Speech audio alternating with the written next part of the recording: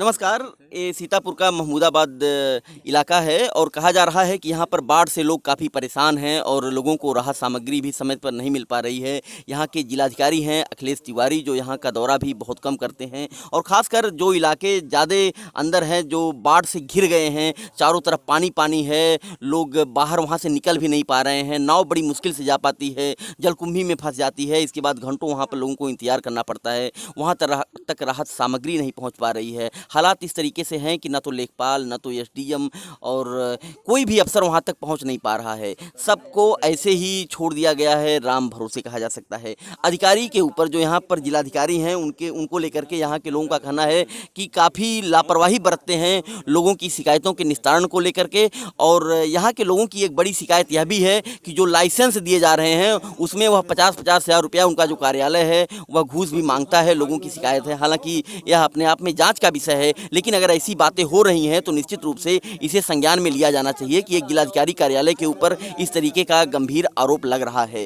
दूसरी एक बड़ी बात है, जो यहाँ की महिलाएं थी जिनसे हमने बातचीत की है, उनका कहना था कि कहा जाता है कि उज्ज्वला गैस के तहत सिलेंडर मिल रहे हैं, निःशुल्क मिल रहे हैं, लेकिन उन्हें अभी तक नहीं मिले हैं। और अगर आपदा के समय में, बाढ़ के समय में उनको नहीं मिल पा रहे हैं तो हकीकत क्या है और उनको कब मिलेंगे।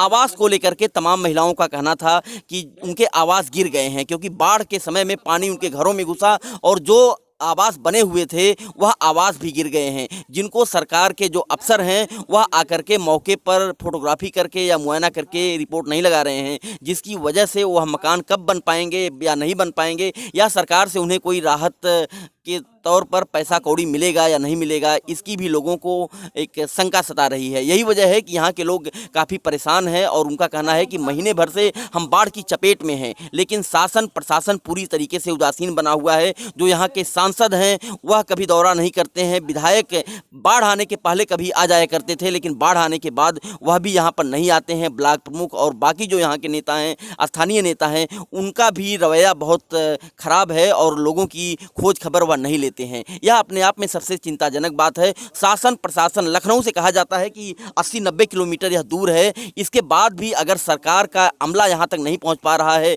पंचम तल के अधिकारी नहीं पहुँच पा रहे हैं, तो यह अपने आप में सबसे चिंताजनक है। दूसरी बड़ी बात है कि मुख्यमंत्री योगी आदित्यनाथ का एक बड़ा ऐलान है कि कोरोना संक्रमण को लेकर के ज़्यादा से ज़्यादा चेकिंग की जाएगी और सबसे ज़्यादा जो कोरोना संक्रमण के पेशेंट हैं उनको भर्ती कराया जाएगा। लेकिन यहाँ के लोगों का कहना है कि जब चेकिंग ही नहीं की जा रही है तो संक्रमित लोगों को भर्ती कराए जाने या उन्हें चिन्हित किए जाने का काम तो बहुत दूर की बात है। ऐसे में मुख्यमंत्री का जो दावा है उसको भी यहाँ पर ठंडे बस्ते में डाल दिया गया है।